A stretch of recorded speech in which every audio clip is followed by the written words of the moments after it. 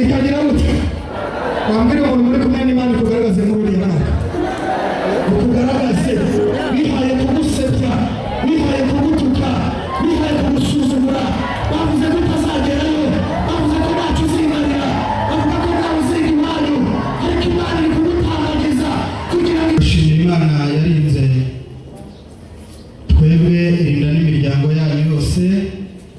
Uyu munsi turabura iminsi 4 cyangwa 3 kugira ngo twinjire mu mwaka mushyashya wa 2026. Dushimira Imana rero yaturinze ikarinda itorero ndetse Imana ikarinda n'iki gihugu dukoreramo umurimo w'Imana. Imana y'amahoro nimumfashe twese tuzamura amaboko tuyibwire gakira icyubahiro cyawe. Imana y'umugisha. Reka turirimbane gatoya umuririmbyi w'194 mu ndirimbo zo gushimisha Imana. Uyu muririmbyi ndamukunda cyane, mudufashe kuba muzi hanyuma tumuririmbe. Manandurira amaso yanjye ku misozi beguta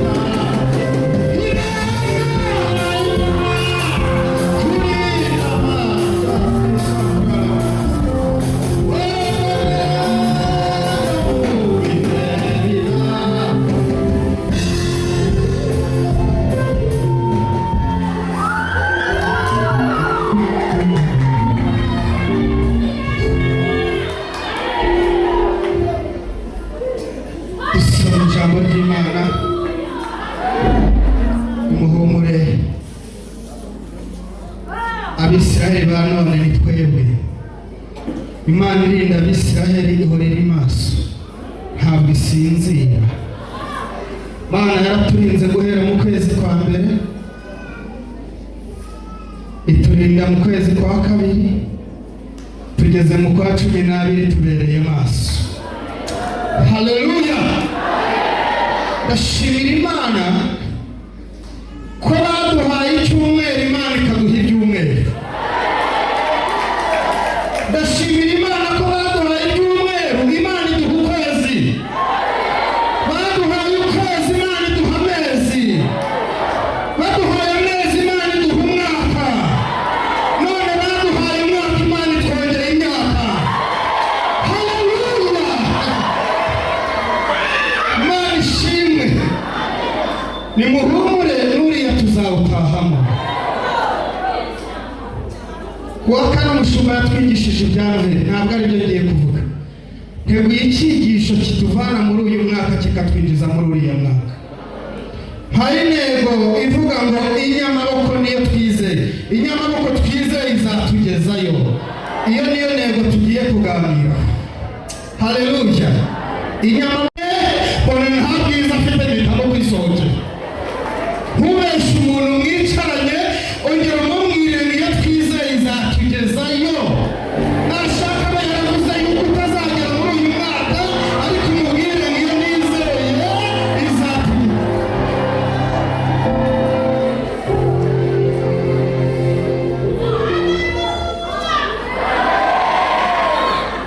Mu buzima bwacu bwa buri munsi tugira amaboko tujya twizera y'abantu n'imiryango yacu no mu nshuti zacu n'abavandimwe. Ariko ndashaka kubabwira ngo hari amaboko twizeye y'abantu aradufasha, n'ibyo ageze hagati arananirwa araturekura. Uyu munsi rero kuri iyi tariki ndashaka kukubwira ngo nimureke twishingikirize ku maboko y'ishobora byose. Haleluya! Amaboko y'Imana niyo ajya dufata, kubera ko Imana iza idukura ikamenya n'aho izatugeza.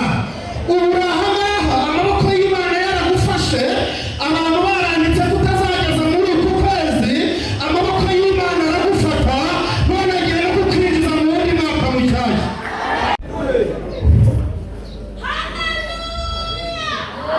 Mose narabikunze cyane izi nkuru. Ngo Mose mu gihe yaje kuhava kwa Farawo, Bibiliya ivuga ngo aragenda ajya kuragira. Agezeyo ngo mu gihe yari ari mu gihuru, ngo yumva ijwi rimubwira ngo Mose, igihe kirageze kugira ngo nyure Abisirayeli isezerano nagiranye nabo, kandi ndumva nta mwanya mfite wo kubajyana. Nagiraga ngo wowe uzabanjyanire. Haleluya! Ngo Mose ari kumvira iryo jwi, ndavugana n'Imana, narayibwira nti se nzabajyana nde? Ahubwo wakabwiye kubwira Farawo akaba kwambukiriza ku nyanja, noneho bakagenda. Imana iramubwira ngo yasuka, njyewe impamvu ndashaka ko wowe uzabayobora ukagendana n'ijwi ryanjye, nzajya kubwira ibyo ukora. Mose yatikurana n'Imana, sinshaka kubivuga cyane, ngo agezeho arabyemera. Ngo iramubwira ngo Mose, ni wowe mbonye uzayobora ubwoko bwanjye kandi ukabugezayo. Ngo Mose aravuga ngo se nzabigenza gute? Iramubwira ngo genda ujye kwa Farawo umubwire ngo reka ubwoko bwanjye bugire gute? Butahe. Niko Uwiteka avuze. Mose avugana nayo, Bibiliya iravuga ngo nzavuga kuri nde, nzavuga kuri iki, mubwira ko muzavuga ngo ushobora byose ni Uwiteka n'ubundi we. Ngo Mose aravuga ngo ikindi nakabaye njyayo, ariko urabizi ko ntazi kuvuga, ko ntazi kugira gute. Nta muntu bitabera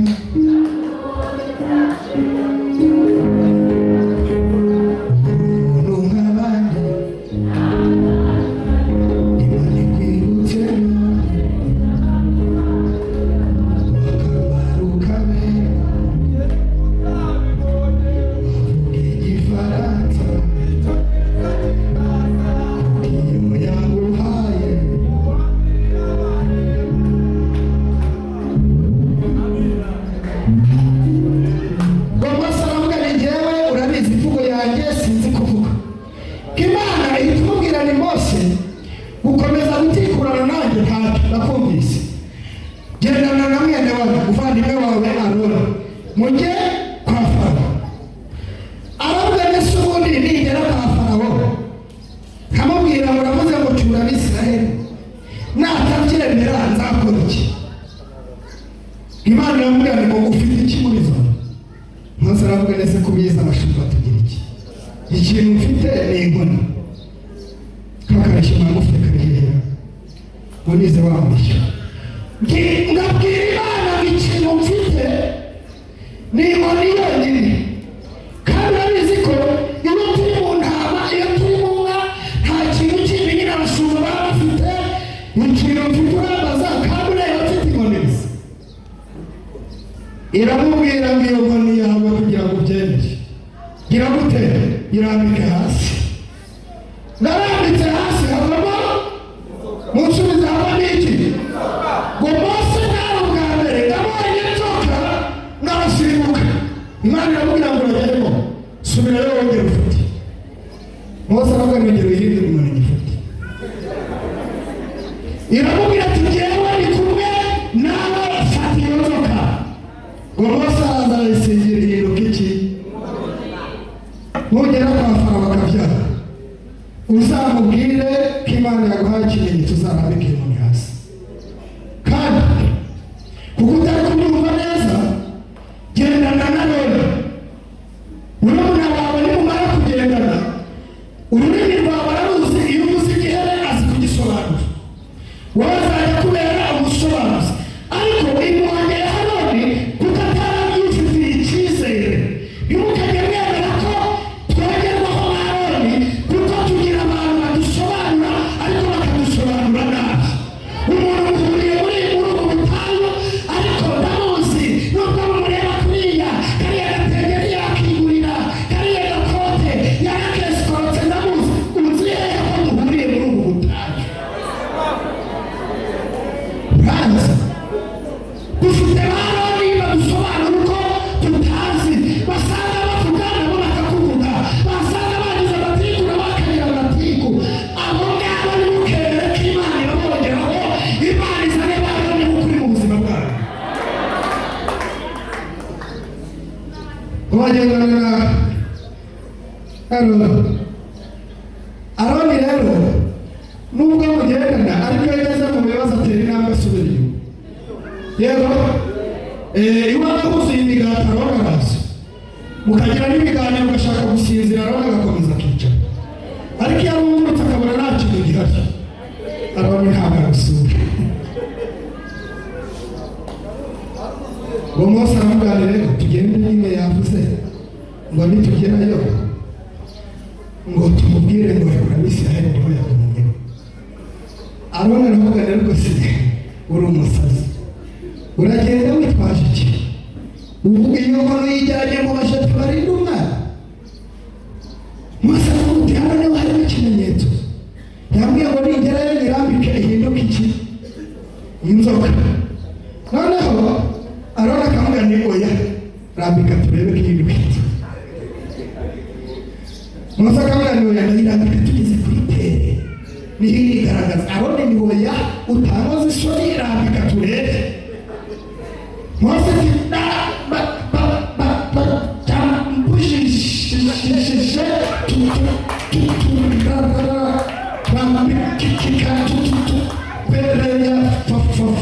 Farawo.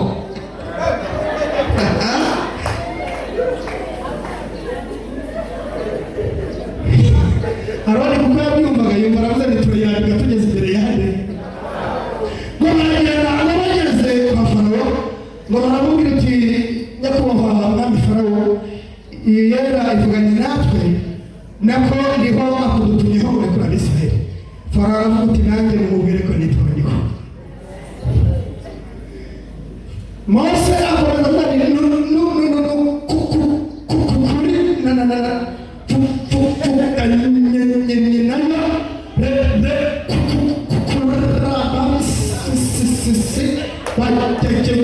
Aroni aravuze ngo yamubwiye ngo rekura Abisirayeli bagende. Aroni akongorera Mose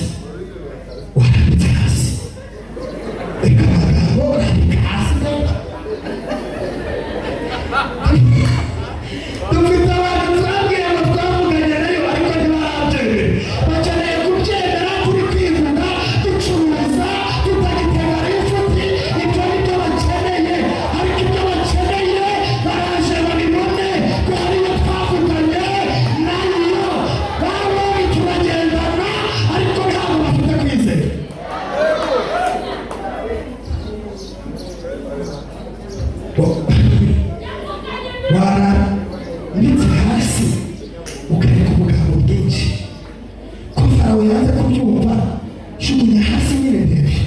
Noneho ntabwo bari kumwana jugunya hasi barebe, ahubwo nawe afite amatsiko ngo nimero irahinduka iki. Abantu bavuga ko Imana ngo yavuganye nawe, ngo yirwa avuga ngo azubaka etaje, ngo azurire indege, ngo ko muzi ko iwabo nta n'uwatunze igare, ariko nimubihorere mukomeze amasengesho. Ngo Mose ahita ajugunya hasi, Aroni arasimbuka ahubwo ni karabaye. Ibihindutse iki? Inzoka Farawo araseka akubita agatwenge, amanika amaguru mu ntebe, aravuga uti bashaho mwe, izi sitori zararangiye, ibyo byavuyeho bonyamuza n'ubundi bumashi. Ahamagara abapfumu n'abakomoka, araganisha tubona abantu bazanye ibikabyo hano bavuga mu ndimi nyinshi.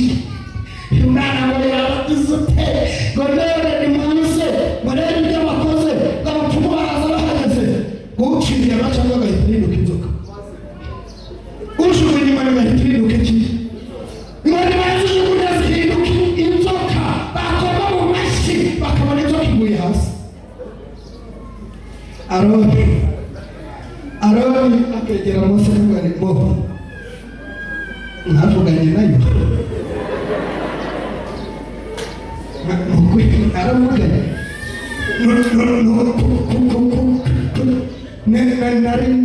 ndagiye ivugagana nje.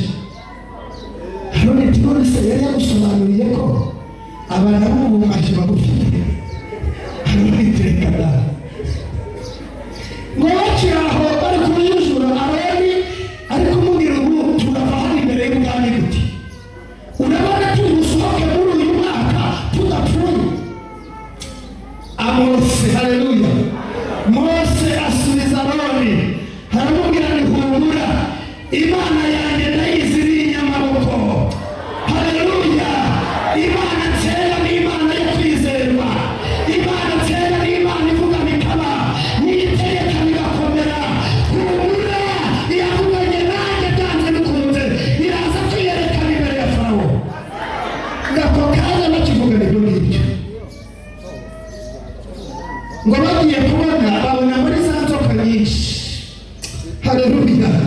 Ngo babona hari ivuyemo irahaguruka ishinga ijosi. Aroni kubera kutemera akademoza ngo kubona zose zisa, iyi ni iyacu, ni iyabo. Urabona bimeze biti icyo muri iyacu rero. Haleluya. Muri iki gihe zirahari ni nyinshi, ntabwo wamenya ivuze n'itavuze, ariko iyacu ijya yigaragaza, iyacu ijya yihesha icyubahiro, iyacu igiseruka, iyacu ijya yiyerekana no mu marushanwa no mu bihe bigoye. Iyo byaje iyacu iraseruka ikigaragaza. Mose aravuga uti Aroni mukanya mama sesese kugira ko iyo nsenga erega nubwo atazi kuvuga ariko Imana yaramuhamagaye. Ngo bagiye kubona babona ya nzoka itangiye gutoragura. Igeze gute? Toragura bwa nzoka, iratoragura na muri imbere ya Farawo bajugunye yiyemera, iramutoragura. Ni muri imbere y'abapfumu bose igira gute? Iramutoragura. Ngo Imana ibwira Mose bavugutuva, ni njyewe waserutse hariya, mfashe imbaraga z'abadayimoni zakurwanyaga, none ndazirezera nzifashe niri. Toragura iriya nzoka ushyire ku rutugu inkoni yawe. Ariko Mana, haleluya. Imana hari utuntu yatoraguye muri uyu mwaka mutazi. Imana yaradutoraguye. Haleluya. Yatoraguye mu bana ntiwabimenya, itoragura ku gitanda kwa muganga, itoragura ku marembo yawe bagusizeho, itoragura munsi y'urugo, iratoragura mu kazi kawe, iratoragura ku mu bana. Imana yagutoraguriye utuntu, nimuyizamurira amaboko.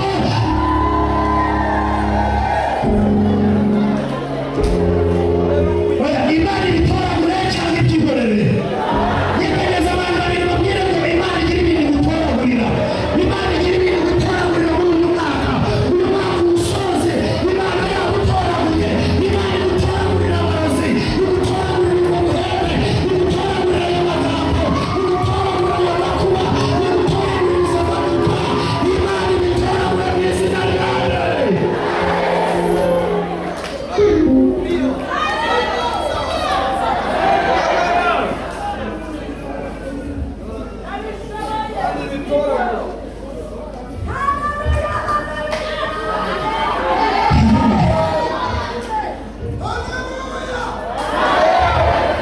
imaze kumutoragura ngo Mose arunama aterura ya nzoka ashyira inkoni ku bitugu.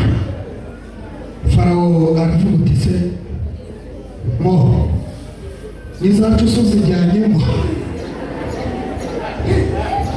nizacu zigize gute Mose, nizacu se nazo urazijyana? Mose aravuga uti nazo zirimo hano. Haleluya. Imbaraga z'abakonikoni Imana yarazifashe, ubw'amasengesho yawe Imana yafashe ibintu nubwo usenga gakeya, ariko izo mbaraga usengesha zakwiciye abadayimoni umubare utazi.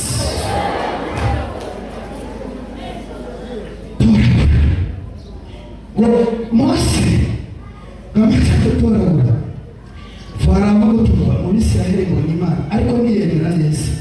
Ngo yaje kurekura ubu bwoko nihuse kugira ngo nsoze. Ngo yaje kurekura Abisiraheli ngo baragenda, ngo bageze ku nyanja itukura.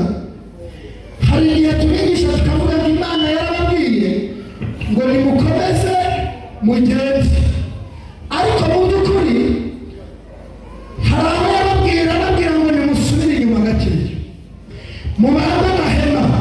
Nimumara kubamba amahema mutange ibitambo by'uko muri iki muri amahoro. Nimumara gutanga ibitambo by'uko muri amahoro, ubu dukwiriye gutanga ibitambo by'uko turi iki turi amahoro. Tubitanga ryari? Ni ya mabahasha bari kubahereza bababwira ngo uzaba ari gushima Imana ko Imana yakurinze umwaka wose ukabura amahoro. Hanyuma rero ngo bamaze gutanga ibitambo ngo irababwira ngo kandi musirimbe, Imana iri mu ijuru ibasirimba. Ni naho Miriyamu bamaze kwambuka ngo yamanuye inanga, ngo Imana yo kuririmba ihita imanuka, baririmba ibabwire yuko iyi Imana yatanze impano ukwiriye kuzikoresha mu izina rya Yesu. Byo kuvuga ngo ndatera ngo nkabona ntuza ngo ntanyikiriza. Niba watuganye n'Imana, kore ibyo Imana ikubwiye. Ngo bamaze kuririmba, ngo bari gusirimba, ngo abandi bazamura amaboko, ngo abandi bari gutera za haleluya nyinshi, ngo abandi bari kumanuka hasi, ngo bagiye kumva bumva imirindi ya Farawo, ngo bakebutse n'amuntu. Uwavugaga ngo zikurinda Mana we, reka nabo babaye wowe baririmba Farawo wamubonye waririmba. Impamvu uririmba ni uko nta kintu baragusohora. Impamvu utera haleluya kugira ngo tukumenye ko ikurimo ni uko nta muntu urayika. Iyo icyuzukuru cya Farawo cyaguteye akara, ufite abantu bahita bivumbura, sinzagaruka, sinzongera kubigarukamo, niba bikora ntibamembaga. Ubu uhuye na Farawo papa ujye wemera.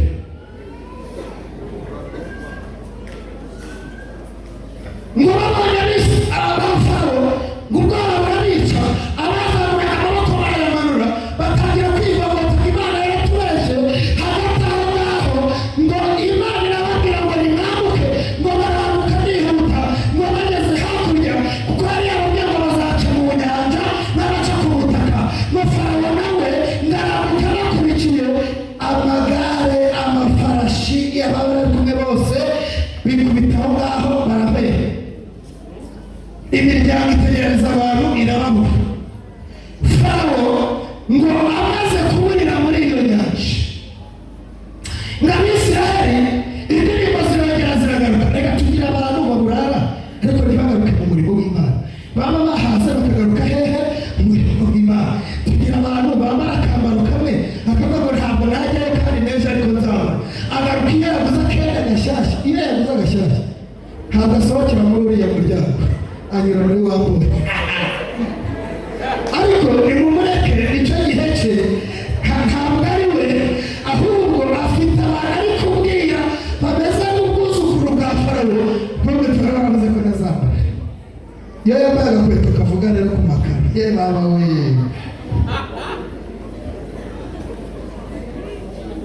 Haleluya.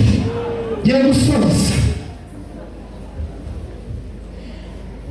Farawo yirukanse inyuma y'Abisiraheli igihe kinini, none birangiye. Gahunda zose yateguye zo kugirira nabi Abisiraheli zimupfuye, birangiye.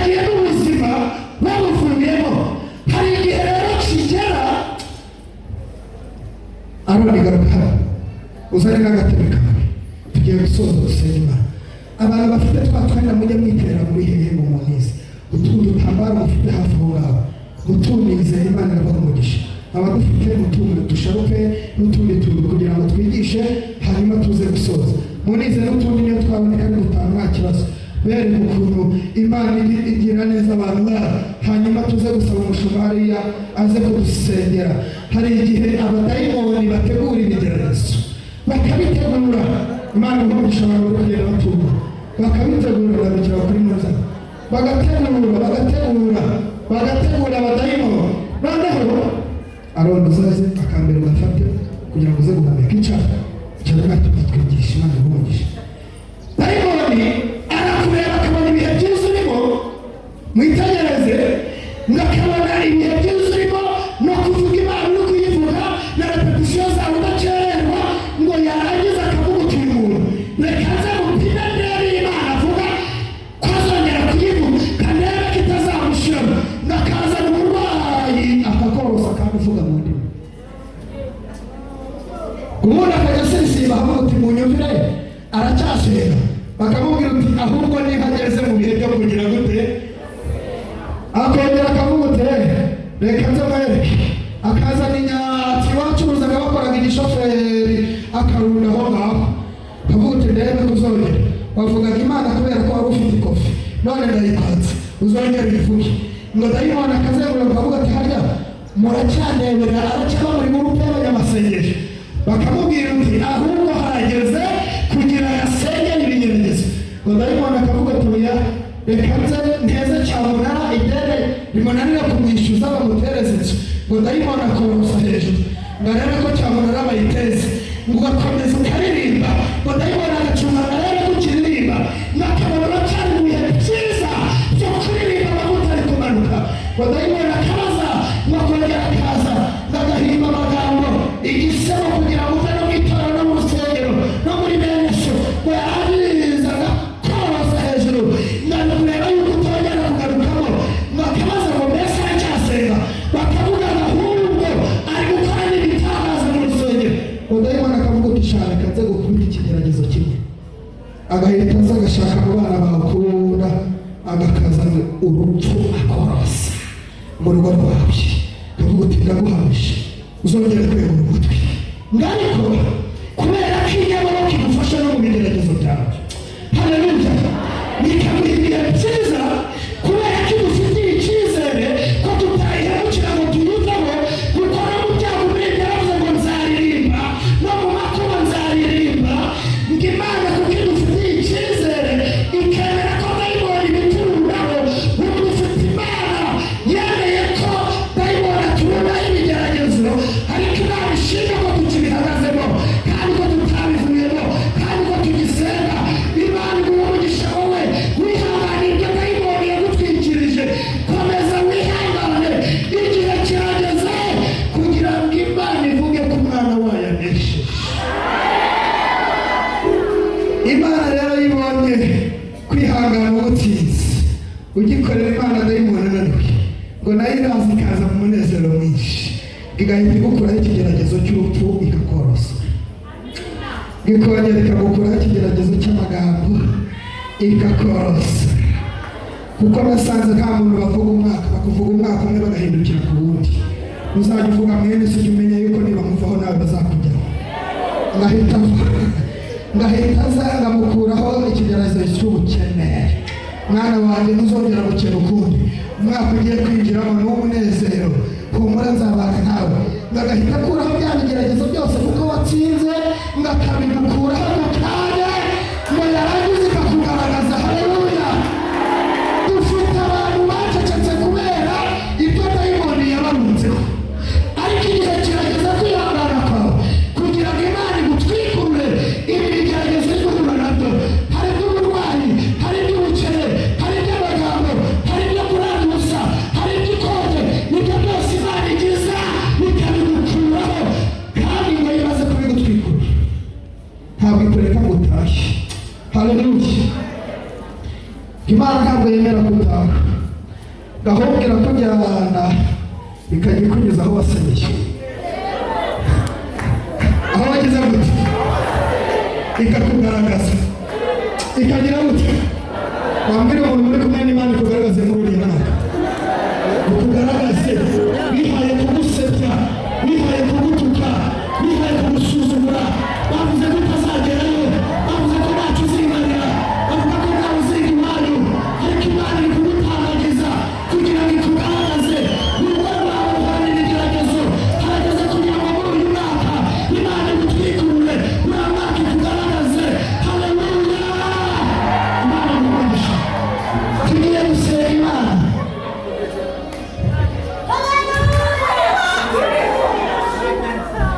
Imana ikugaragaze uyu mwaka Imana igutwikuruye uyu mwaka Imana igutambagize uyu mwaka Imana ihindura ibihe byawe uyu mwaka Imana ikureho agasuzuguro uriya mwaka Imana ikwambika imbaraga uriya mwaka Imana ikugaragaze mu bagusuzuguye ikugaragaze mu bakumenye nabi nta jambo wari ufite muri uyu mwaka uriya mwaka Imana ikubera ijambo uyu mwaka nta kintu wari ufite uriya mwaka Imana ikubera ikintu. Badiyakoni mudukingire imiryango dusenga. Hari umuntu uri hano wumva yari yaracitse intege avuga ngo Imana ntabwo inzi jyewe Imana yarandetse ukumva wari unabivuyemo cyangwa hanaburaga gatoya uza muri bene so ntawe agututse ukaza warakaye kubera ko ahuye n'abuzukuru ba Farawo. Niko bigomba kugenda Imana yemera ko bitugeraho ariko harageze kugira ngo Imana igutwikurure kubwo kwihangana kwawe. Urahari kugira ngo wakire imbaraga Imana yongere kugarukaho bundi bushyashya uhaguruke dufatanye gusenga Imana. Niba uhari haguruka usoze uyu mwaka neza wambaye izindi mbaraga wima amatwi amajwi ya Farawo wima amatwi amajwi y'abuzukuru ba Farawo. Ibyakubayeho ni byinshi bibi ariko igihe kirageze birashoboka ko ejo birashoboka ko ejo bundi birayangenda hari kurira kwararira umuntu ariko bwaca mu gitondo impundu zikavuga. Haguruka niba uhari Satani ntabwongorere Imana ibakugisha Satani ntabwongorere ayo majwi ari kukubwira ni wihaguruka bataguseka yarekeye. Ndagira ngo mbabwire ngo dufite Imana igitwirukanira Farawo. Dusomye Zaburi ya 76 ku murongo waho wa 7 Bibiliya iravuga ngo Mana ya Yakobo gucyaha kwawe kwatumye amagare n'amafarashi bisinzirira guhera. Uyu mwaka uri kurangira Imana igira ibintu isinziriza guhera. Uyu mwaka uri gusoza Imana igira ibintu igukubitira bihere. Wewe wacitse intege usubira inyuma mu murimo w'Imana ntukikora uko bikwiye ngo nuko Farawo ngo yakugerageje ngo nuko wahuye n'intambara ngo wahuye n'ibibazo. Ndagira ngo mwibutse ngo nugera mu ijuru uzasanga Lazaro bariyo nuzana amakuba n'ibibazo n'ibyago bazagushinja nuvuga ko wakennye utagaruka gukora umurimo w'Imana. Uzasanga Yobu yicaye ku ntebe agucira urubanza avuga uti njye nabuze abana mbura amatungo ibintu birashira.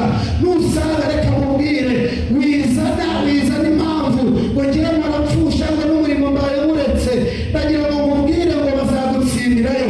Haguruka wikihagararaho niba uri muri iri teraniro ushaka kwakira izindi mbaraga dusoza uyu mwaka hagurukira aho uri Imana wari umugisha.